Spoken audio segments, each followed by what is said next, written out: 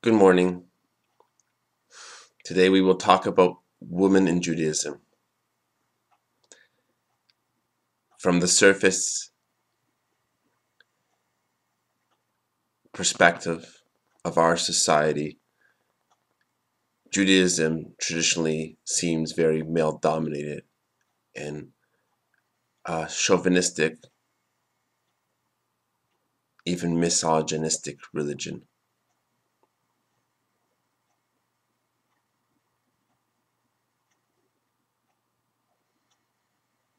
But the main issue isn't that women are denigrated. The main issue is they're actually absent from the large body of work of the rabbis, of the Torah. There's hardly any mention of women, except in passing.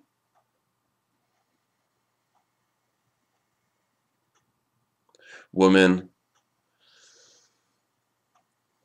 have had the challenge of trying to find their place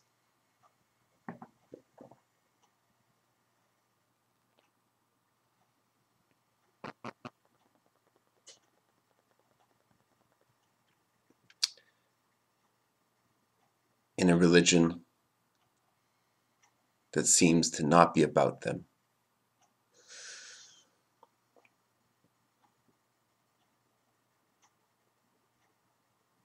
In the same way that the Torah and the rabbis have extensive discourses talking about everything, but clearly not about other people. The minute they start talking about other nations, you can see how their vision is limited, how they actually have no idea of what the other nations are living, except from their perspective.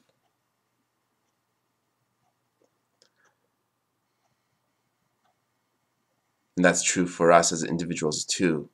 We can speak about what's happening in us, but the minute we start telling others what they're feeling and doing and what they should do, we are mistaken, generally speaking, and limited in our perception. So, just as with women, an East Indian or Chinese person who's trying to find his story in the Torah will be understandably frustrated. So I'd like to suggest that the approach required isn't to redo the Torah, reinvent the Midrash stories of the past, because you can't really reinvent the past. And the Torah has profound depth in its symbolism and its meaning and its direction that is applicable to all humans. But it's just good to recognize what it is and what it's not. I suggest that women in Judaism need to find their voice elsewhere, because traditionally the domain of the discourse of the rabbis, the writing, and the intellectual pursuit was male dominated, written for men by men. So where are the women's voices? I believe that these voices were expressed and active in a way that we don't know of in the early history of Judaism in the land of Israel. I know that to be a fact because no strong culture and religion, society can live and exist and continue without an active role for women, an active, healthy, express role. I believe that it was the woman who held the secrets through the generations, the inner knowing that allowed the plants to grow and the children to be loved and held and cared for and directed to being good human beings. And so much more, the dances, the singing, the joy, the creativity. And all this was passed on, generally speaking, through the oral process, from experience to experience, from mouth to mouth.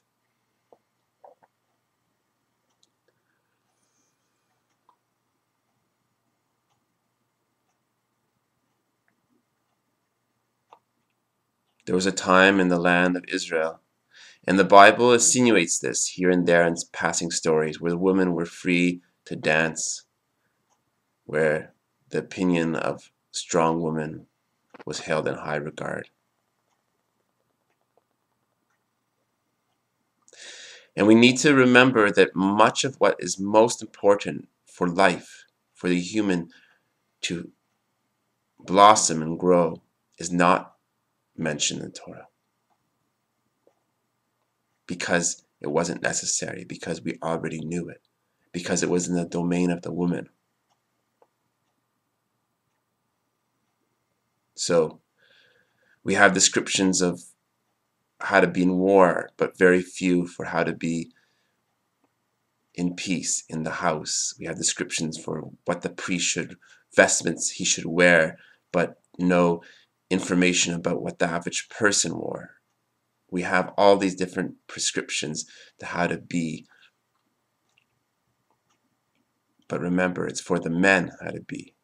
The men who are disconnected, the men in their ceremonial and their relationship to God and to each other. But the most important things are not mentioned, like how to build a house or how to hold a baby and how to love your children and the songs you shall sing them, because that was already known and that was passed on by the woman. So now we have a lopsided religion. This is the absolute truth we need to look at, and it's hard to look at. But Judaism is not a whole system. It's a lopsided system, because there was a time when we were connected to the land, we were not in exile, when we had the part of the land, of the woman, of the children, living in that open, natural, harmonious way that honors all life. And though there was many different, you could say, events that led to this change that we have now, the major trauma, as I mentioned previously, was the Romans' destruction of Jerusalem, or the land of Israel. It wasn't just a temple that was lost. It was 1 million taken in slavery, hundreds, thousands, countless. Obviously, we don't really know, but raping of women was commonplace. A lot of atrocities. Destruction of the land. It was a torch earth policy. It wasn't, at the end of it all, it wasn't just that we lost the temple. We lost our whole connection to the land and the tradition of the woman held and passed on. And in order to not be lost forever, in order to keep our Jewish people, the Judaism, going as well as we could, the rabbis wrote down the oral Torah, which was intended to remain fluid and passed on from generation to generation and not be fixed in the writing. But they wrote it down in the Mishnah and other texts, and further explored in the Talmud, which again was intended to be a fluid conversation but became rigid with the years. And they prescribed all these different rules to keep Jewish people Jewish and to keep us with a strong identity even in foreign lands, and to keep us somewhat God connected, or at least remembering where we came from and who we are.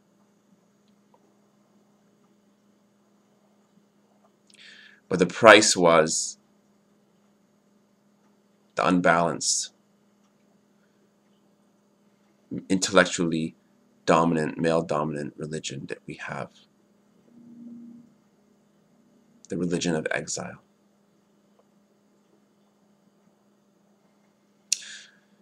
Just like with the individual, when there's trauma, one adaptation is to escape in the head and disconnect from the body, from the heart. And so did Judaism in general.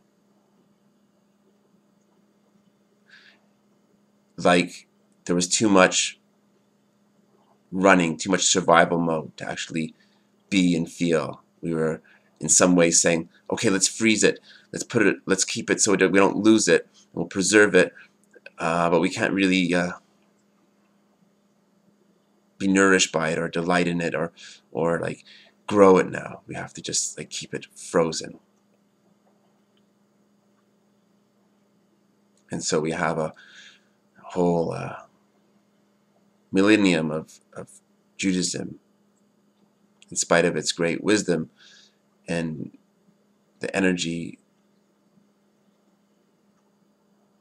of God still calling to be known, but it was impoverished and it was unbalanced, it was lopsided.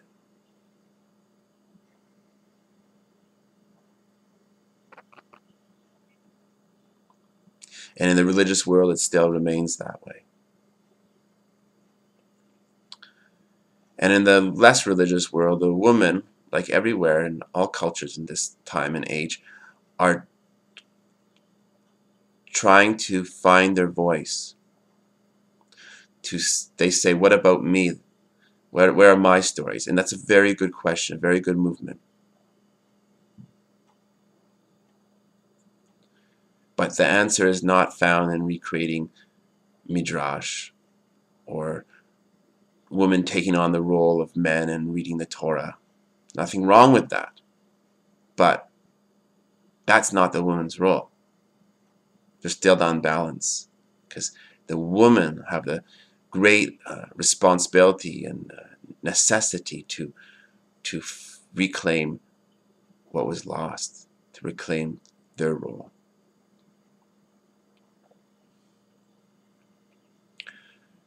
So what needs to happen?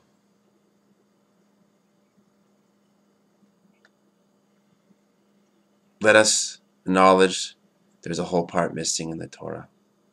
Let us acknowledge that the woman had great joy and love and dancing and singing that we've forgotten.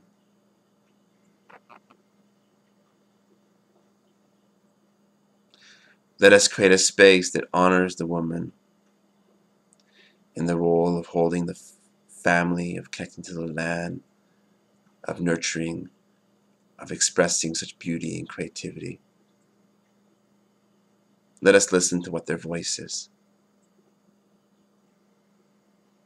Just in sitting with that and knowing that it is there, even though we lost it, allows for the rising of something new. I'm not in the position to say what that is. Some of it might be channeled and remembered that way, because our souls are so ancient. Some of us know. And some of us will just find the modern words and the modern way of being that will express that in our heart. And it will be a new creation. Not based on what's written in the Torah, not based on male roles, or even traditional woman roles that have been very limiting and disempowering and fearful, but based on a true connection with God, a true love of Israel.